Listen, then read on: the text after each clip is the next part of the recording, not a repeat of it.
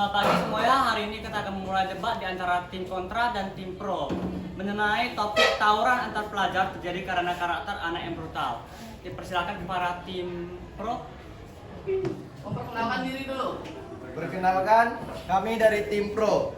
Yang mengatakan saya sendiri Randy Irwansyah, sebelah kanan saya Siska dan Dariel, sebelah kiri saya Iksan.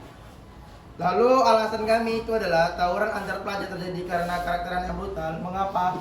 Pasti kalau ada anak pelajar itu bertawuran, pasti dia karakternya brutal, maupun dia tuh baik, rajin di sekolah, pasti karakter dalam jati diri itu pasti dia brutal. Kalau dia nggak brutal, pasti dia nggak akan ngelakuin hal negatif seperti tawaran itu. Itulah tanggapan dari kami. Mengapa tawaran antar pelajar itu terjadi karena karakter anak yang brutal. Oke. Dipersilakan sekarang para tim kontra untuk membantai permintaan pendapat mereka. Perkenalkan, kami dari tim kontra yang berisikan saya sendiri Budiman, di samping saya ada Ruhil, Isa dan juga Aidil. Kami akan menanggapi tanggapan dari tim pro. Menurut kami, karakter anak yang brutal memang menjadi salah satu faktor, tapi masih ada faktor lainnya, misalnya pengaruh lingkungan. Kok bisa gini? Misalnya ada satu anak dalam suatu lingkungan, dia tak ada temani di lingkungan sekolah. Mau gimana pun dia pasti ikutin kan yang rame ini, kelompok yang rame ini, bagaimana cara dia biar bisa berteman. Lambat laun kalau pengontrolan diri dia lemah, dia akan terpengaruh. Karakter anak yang brutal ini seperti tawuran, nanti dia ikut-ikutan, terpengaruh. Jadi itu juga merupakan pengawasan orang tua, harus ada pengawasan orang tua juga di situ, biar anaknya nggak terpengaruh. Begitulah tanggapan kami. Mengajar yuk. Oke, sekarang dipersilakan kembali kepada tim pro. Oke, kami akan menanggapi karakter anak yang brutal. Tahu nggak? Kalau kita lahir itu pasti kita nggak langsung memiliki karakter anak yang brutal. Yang tadi pihak Budiman yang mengatakan itu adalah faktor-faktor mengapa terjadi karakter anak yang brutal. Kalau ada semua yang tadi Budiman mengatakan itu, kalau sudah mereka lakukan semua itu, pasti dia karakternya akan menjadi brutal, lalu akan terikut pada satu kelompok yang semuanya negatif. Contohnya tawuran. Bukan kita dari lahir itu langsung karakter yang brutal. Enggak, pasti ada kita, kalau kita baik, pasti karakter kita baik. Tapi kalau kena kita tanpa pengawasan orang tua, lingkungan juga, itulah menjadi kita karakter yang brutal, anak yang brutal. Makanya kita bisa menjadi tawuran. Terima kasih. Oke, selamat pagi semuanya. Pada hari ini kita akan memulai debat yang berjudul benarkah smartphone sering disalahgunakan dalam kegiatan belajar. Pada hari ini ada tim pro dan tim kontra. Oke, saya persilakan kepada tim pro untuk memulai. Perkenalkan, kami dari kelompok pro, saya Ibnu Zamri, saya ini Owen dan ini Albert. Kami setuju bahwa ini tidak apa? Oh ya, kami setuju karena HP itu dapat memberikan dampak buruk.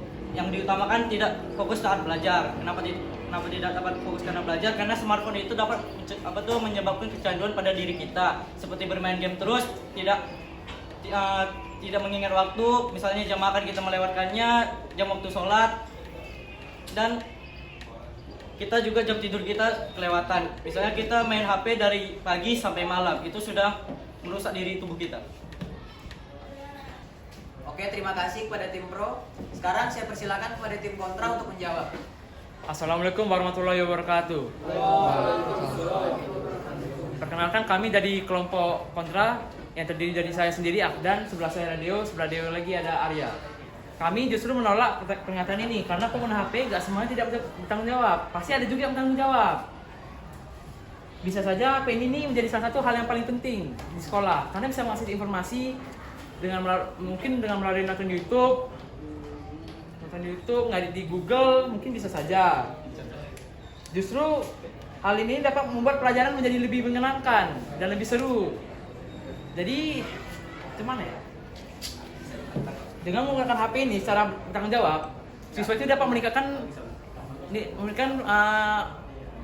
kepintarannya dan peningkatan dengan materi-materi yang dia pelajari gitu. Dah. Oke. Sumpah, selesai. Oke, Oke, terima kasih pada tim kontra. Sekarang saya kembalikan kepada tim pro untuk menjawab pernyataan dari tim kontra. Namun karena walaupun bisa mencari informasi atau belajar melalui sosial media, kita ini kurangnya interaksi sosial di kehidupan nyata. Jadi kita nih kalau kebanyakan main HP smartphone ini, kita nanti waktu di dunia nyata ketemu orang, kita ngomongnya bakal gugup atau grogi atau tidak bisa mencari topik karena kebanyakan memainkan smartphone. Atau kita juga bisa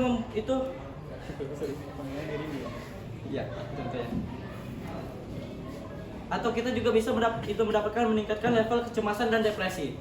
Seperti kita bertemu sama teman, kita lagi ngobrol, tiba-tiba kita gampang panik atau ngomongnya tuh tidak berurutan seperti saya ini. Ya. Terima kasih sekali lagi. Oke, terima kasih atas tim pro. Sekarang kami kembalikan kepada tim kontra untuk menjawab pernyataan dari tim pro. Bantulah.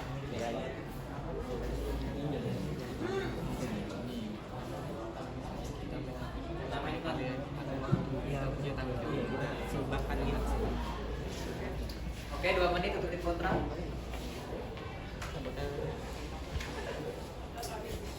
Yang penting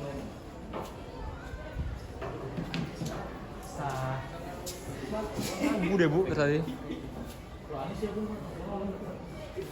Ayo. Udah dari tadi coba. Mungkin gini, kita bisa saja kan membagi waktu gitu kan bermain. Misalnya kita ada waktu yang bermain walaupun kita sering, tapi kita bisa ngerasain juga. Mungkin kita tuh bisa dengan ibadah kan. Kan nggak semua orang main gila handphone tapi nggak ibadah kan betul-betul udah gila kali. Bisa aja kan. Mungkin bisa kayak saya nih. Saya ini mungkin sering main handphone setiap hari kalau libur, tapi saya tetap sholat. Gitu.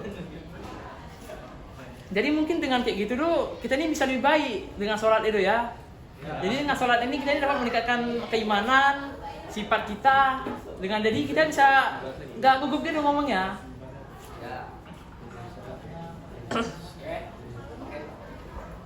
Oke, terima kasih untuk tim kontra.